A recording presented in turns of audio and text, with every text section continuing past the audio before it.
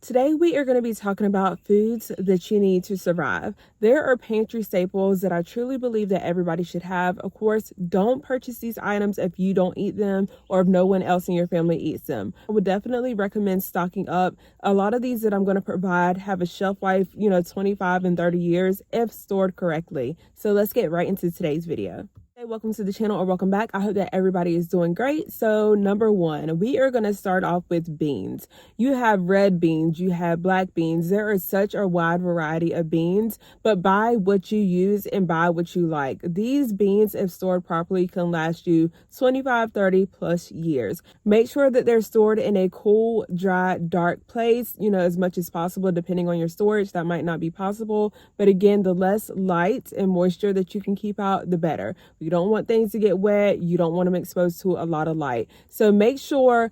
I would go so far as to go ahead and throw these in the freezer too, because I like throwing my rice and grains and everything in the freezer just to kill any weevils or little bugs or little gnats that can come in there, because you don't want these taking over your pantry and basically ruining everything that you have prepped. Next, we're going to go with rice. So I always like getting white rice, and jasmine rice is my absolute favorite. I have been buying more white rice lately. Of course, they have the basmati, they have brown rice. The only thing with brown rice, you will want to keep in mind that brown rice tends to go rancid a little bit quicker. So I'm not sure that I would have a large stockpile for that. You may get a little bit more longevity with your brown rice if you keep it in the freezer for a couple of years, if possible, before transferring it. Do your research with this. Always do your own research. I'm always going to tell you that. Rice and beans together, and that's a quick meal. Have your seasonings, because that seasoning that you use in, your rice, especially, that can change up your complete meal. So you want to have lots of seasonings on hand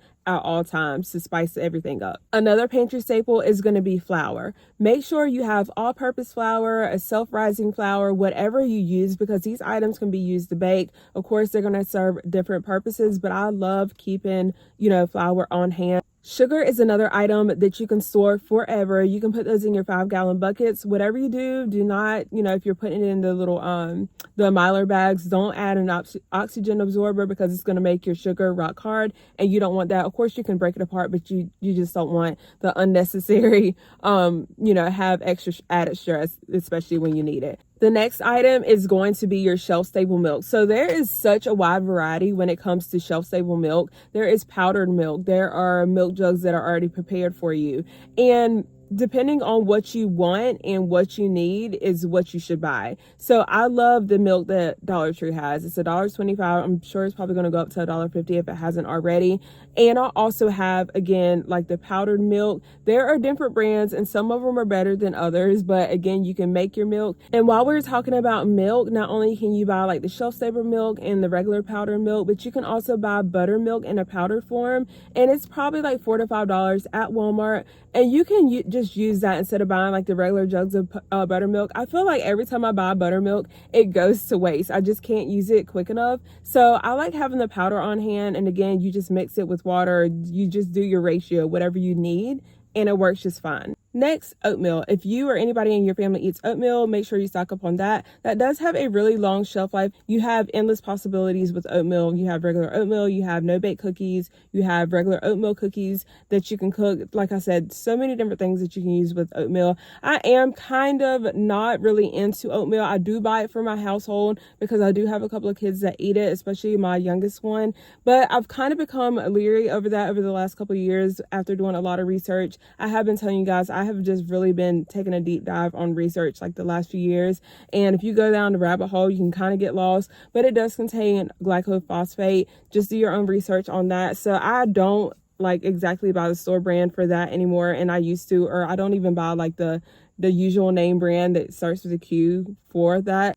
I have switched to like an organic oatmeal, and again, I'm not saying that everything organic is clean, and that's where it's kind of like a fine line, because it depends on what you get. Because again, like I was talking about, if you're buying organic soil and organic plants, but you have rainwater that's falling from the sky, how organic and how clean is that going to be? But again, I do like look at the bigger picture, and if I can make small changes and it makes sense in my head, then I will do it. So that's the same thing with oatmeal.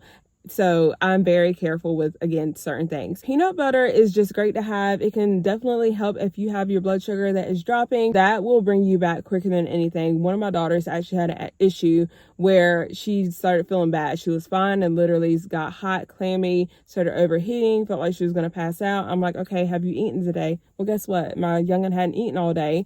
And she was just out. I guess she was just out doing things and just hadn't thought to eat. What I had her do was eat 2 spoonfuls of peanut butter, and she struggled to get it down, but she was fine in a matter of a couple minutes. So that just lets you know how quickly something like peanut butter can, stabilize your blood sugars and get you to your normal level where you should be. Vanilla extract. Vanilla extract is something else that you want to have on hand. So you can buy that from the store. One thing that you can do to save money on vanilla extract is you can go to the ABC store. You can buy a bottle of, alcohol, and you can vodka, specifically, and you can put the whole vanilla bean pod in there and let it sit. Now, don't expect to use this tomorrow or even in the next week or so. This is something that's going to take months and months before it's ready to use, upwards to about a year. So again, do your research with that, but that is going to also be a way that you can save money. And this is going to be something that you can store forever because, again, alcohol stores long. So keep that in mind. The last thing is going to be water. I cannot push water enough, you guys. Make sure you have water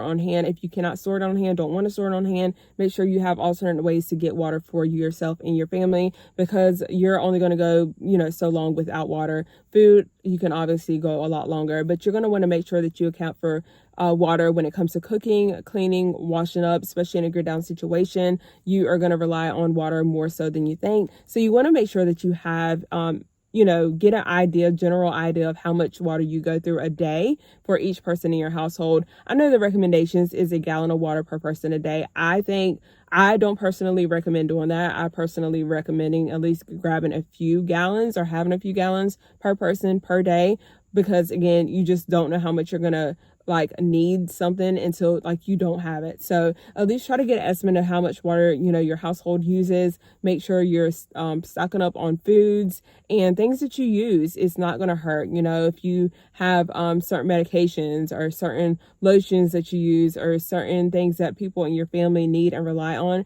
make sure that you have those things on hand and do the best you can to your ability to prep. Again, don't compare your prepping journey to somebody else's.